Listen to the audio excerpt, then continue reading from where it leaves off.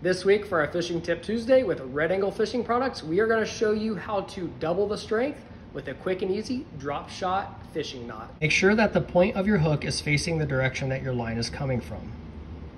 Pass it through one time, pull off however many inches that you need in order to tie your drop shot weight at the bottom. Take the tag in, pass it through the eye of the hook again. That way you have double the pass through to add additional strength.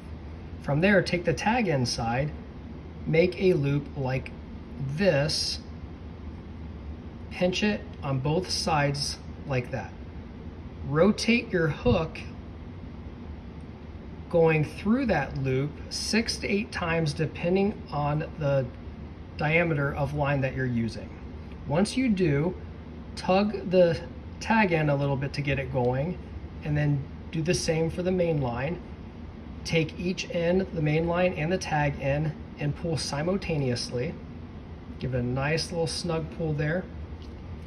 And then you're left with a perfectly straight out to the side double pass through drop shot knot.